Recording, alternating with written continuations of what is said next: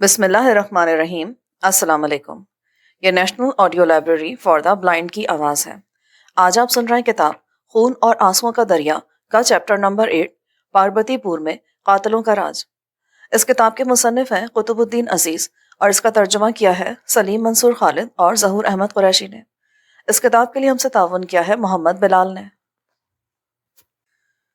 مارچ 1971 میں پاروتی پور میں رہنے والے ہزاروں معصوم غیر بنگالی مردوں، عورتوں اور بچوں کے لیے آگ اور موت کے طوفان کی مانند تھا۔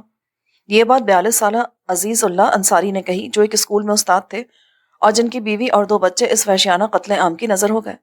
Ansari model high school Parvatipur میں پڑھاتے تھے۔ انہوں نے کہا کہ مارچ 71 سے پہلے ہمارے شہر میں اس بات کا بالکل وہم و گمان تک نہ تھا کہ غیر بنگالی اس طرح کے ظلم و ستم کا نشانہ بن سکتے ہیں۔ اس حادثے کے بعد عزیز انصاری 1 سال تک ڈھاکہ میں مقیم رہے اور دسمبر 1973 میں انہیں کراچی منتقل کیا گیا۔ انہوں نے بتایا، عوامی لیگ والوں نے مارچ 71 کے شروع سے ہی پاروتی پور میں غیر بنگالیوں کو خوفزدہ کرنا شروع کر دیا تھا۔ زیادہ تر غیر بنگالی محکمہ ریلوے میں پاروتی پور کے مقام پر ملازم تھے اور ان کے خاندانوں کے لوگ ریلوے کالونی میں مقیم تھے۔ بنگالی باغیوں نے انہیں پریشان کرنے کے لیے بڑا ہدف بنا رکھا تھا۔ وہ غیر بنگالی جو شہر کے دوسرے علاقوں میں دوسرے لوگوں کے درمیان رہتے تھے، انہیں بھی بنگالی فسادی خوفزدہ کر رہے تھے۔ 22 مارچ 1971 کو عوامی لیگ کے مسلح رضاکاروں اور ایسٹ پاکستان رائفلز کے باغیوں نے، جن کی آنکھوں میں خون اترا ہوا تھا، غیر بنگالیوں کے خلاف پاگل پن کا مظاہرہ کرتے ہوئے قتل، آتش زنی، لوٹ مار اور آبروریزی کا ایک طوفان بدتمیزی کھڑا کر دیا۔ ہم نے وقت سے پہلے اسکول بند کر دیا اور تمام بچے، جن میں بنگالی بچوں کی کثرت تھی، اپنے اپنے گھروں کو چلے گئے۔ مجھے ایک ملازم نے بتایا کہ ایک قاتل جتھا ہمارے علاقے کی طرف گیا ہے۔ یہ سن کر میں اپنے گھر کی طرف بھاگا۔ میرے گھر کے ارد گرد درجن بھر غیر بنگالیوں کے گھر تھے۔ جیسے ہی میں اپنے گھر کے قریب پہنچا تو دیکھا کہ اسے نظر آتش کر دیا گیا ہے۔ کچھ اور گھر بھی جل رہے ہیں۔ میں شعلوں کی پرواہ نہ کرتے ہوئے مکان میں گھس گیا۔ اس لمحے میری دنیا اندھیر ہو گئی جب میں نے اپنی بیوی اور 2 چھوٹے بچوں کے جلے ہوئے جسم دیکھے۔ وہ زندگی کی قید سے آزاد ہو چکے تھے۔ میں نے ان کے سوختہ جسم باہر کھینچے اس امید پر کہ شاید وہ زندہ ہو جائیں، مگر وہ مر چکے تھے اور بھنے ہوئے گوشت کی مانند تھے۔ میں اپنے پیاروں کے لیے روتا پیٹتا رہا۔ میں تقریباً پاگل ہو گیا تھا۔ آگ بجھ چکی تھی اور 2 کمرے اصلی حالت میں تھے۔ میں نے اپنی بیوی اور دونوں بچوں کی لاشیں جزوی طور پر جلے ہوئے میٹرس پر کمرے میں رکھی۔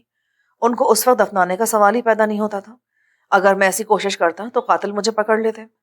میں اپنے اس گھر کی قبر میں 1 ہفتے سے زیادہ رہا، حتیٰ کہ وفاقی فوج وہاں پہنچی اور انہوں نے مجھے بچایا۔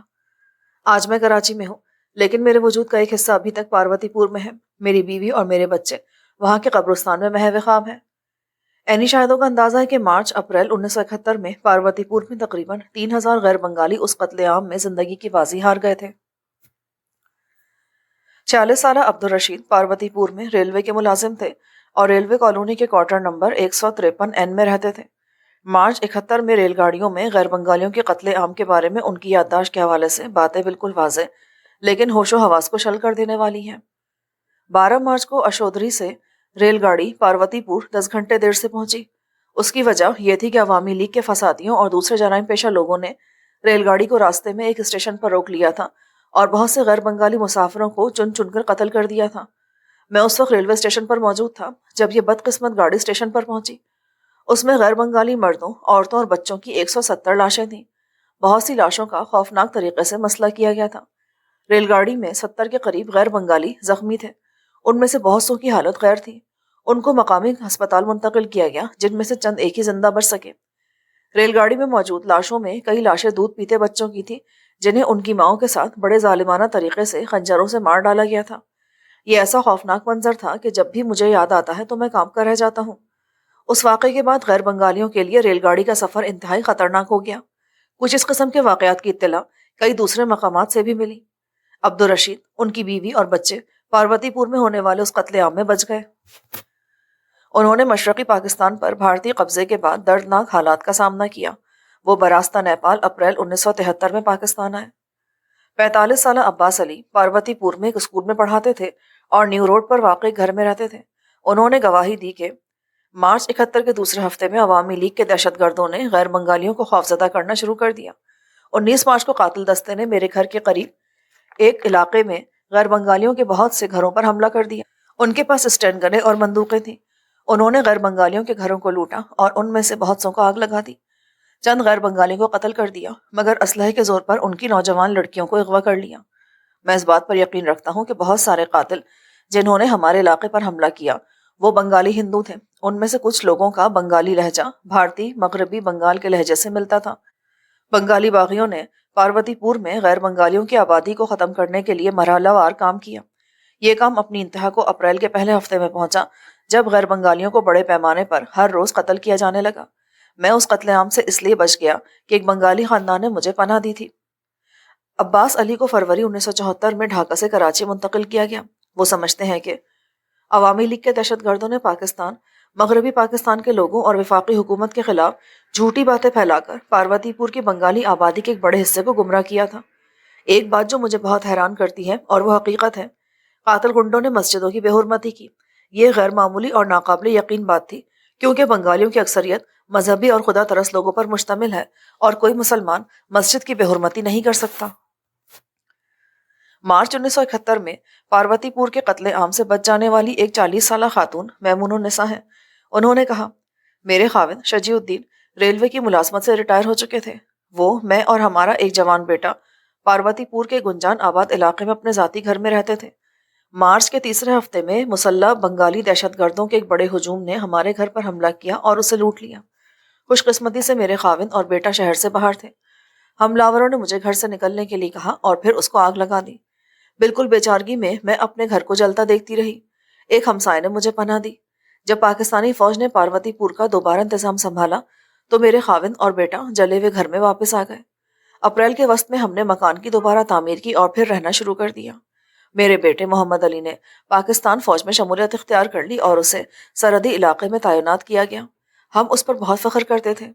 16 دسمبر 1971 کو بھارتی فوج کے قبضے کے بعد بنگالی قاتلوں کے مسلح گنڈوں نے پاروتی پور میں ایک بار پھر تباہی مچا دی۔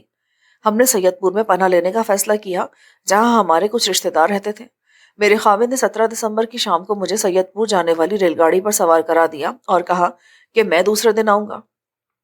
ریلوے کے ایک سابق بنگالی ساتھی نے رات بھر میرے خاوند کو اپنے گھر میں پناہ دینے کا وعدہ کیا۔ دوسرے دن سید پور ریلوے اسٹیشن پر کام کرنے والے میرے خاوند کے پرانے ساتھی سے مجھے پتا چلا کہ میرے خاوند کو قاتل گنڈوں نے پاروتی پور ریلوے اسٹیشن کے نوا میں پکڑ لیا تھا اور کلہاڑیوں کے وار کر کے انہیں قتل کر دیا تھا۔ میں 2 سال تک بڑی غربت اور تکلیف میں سید پور میں رہی۔ میں نے ریڈ کراس والوں کو اپنے بیٹے کے بارے میں خط لکھا جو پاکستانی فوج میں تھا۔ مجھے آج تک اس کی بھی کوئی خبر نہیں ملی۔ مجھے فروری 1974 میں کراچی منتقل کیا گیا۔ 50 سالہ ستارہ بانو کے خاوند عبد القادر کا ایک جنرل اسٹور پاروتی پور میں تھا۔ انہوں نے شہادت دی۔ مارچ 71 میں پاروتی پور میں ہونے والے قتل عام سے میرا خاوند، میرا بیٹا اور میری نوجوان بیٹی ہمارے علاقے پر حملہ ہونے سے پہلے بچ نکلے۔ میرے خاوند کی دکان کو لوٹ لیا گیا اور ہمارے گھر کو آگ لگا دی گئی۔ جب وفاقی فوج نے شہر کا انتظام دوبارہ سنبھالا تو ہم لوگ واپس اپنے شہر آئے۔ ہم نے دکان اور گھر کی مرمت کی۔ میرے بیٹے نے ایک ادارے میں بطور کلرک ملازمت اختیار کر لی، لیکن جب 16 دسمبر 1971 کو بھارتی فوج کے سامنے قبضے کا اعلان ہوا تو مکتی باہنی کے مسلح گنڈوں اور دوسری طرف عوامی لیگ کے لوگوں نے غیر بنگالیوں اور پاکستان کے حامی بنگالیوں کو چن چن کر قتل کرنا شروع کر دیا۔ میں نے شام کے وقت سنا کہ ایک قاتل ہجوم نے میرے خاوند اور میرے بیٹے کو قتل کر دیا ہے۔ میں اور میری بیٹی اسی شام سید پور جانے کے لیے گھر سے نکل پڑے۔ ہم نے خوشحال بنگالی گھر میں ملازمت اختیار کر لی، لیکن ہمیں ہر وقت اپنی جانوں کا اندیشہ لگا رہتا تھا، کیونکہ ہر ہفتے افواہیں گردش کرتی رہتی تھیں کہ مکتی باہنی والے تمام زندہ غیر بنگالی عورتوں اور بچوں کو قتل کر دیں گے۔ میری بیٹی کا نکاح 1972 میں ہو گیا اور وہ مشرقی پاکستان میں کہیں ہے۔ مجھے براستہ ڈھاکہ سید پور سے کراچی جنوری 74 میں لایا گیا۔ چشمدید گواہوں کے مطابق عوامی لیگ کے دہشت گردوں اور ان کے ساتھیوں نے پاروتی پور میں غیر بنگالیوں پر حملوں کے لیے گرینیڈ، ہلکے مارٹر، مشین گنیں اور بندوقیں استعمال کی۔ ایسٹ پاکستان رائفلز کے درندوں کا ہدف تھا کہ پاروتی پور میں بسنے والے 40,000 غیر بنگالیوں کی پوری آبادی کو صفحہ ہستی سے مٹا دیا جائے، لیکن غیر بنگالیوں کے دفاعی دستوں نے ان بنگالی حملاوروں کو پاکستانی فوج کے آنے سے پہلے 1 ہفتے تک روکے رکھا اور پھر یہ باغی بھاگ اٹھے۔ البتہ ان علاقوں میں جہاں بنگالیوں کی اکثریت تھی وہاں پر باغیوں نے غیر بنگالیوں کو کلی طور پر ختم کر دیا۔ معزز سامعین، جو ریکارڈنگ آپ نے ابھی سماعت فرمائی اسے national audio library for the blind کی جانب سے پیش کیا گیا ہے۔ ہمارے یوٹیوب چینل کو لائک، سبسکرائب اور شیئر ضرور کیجیے۔ اپنی قیمتی تجاویز اور آراء کے اظہار کے لیے ہمارے کمنٹ سیکشن کا استعمال کیجیے۔ اگر آپ بھی رضاکارانہ طور پر ہمارے اس مشن کا حصہ بننا چاہیں تو ڈسکرپشن میں دیے گئے لنک کے ذریعے ہمارے واٹس ایپ گروپ کو جوائن کیجیے. شکریہ.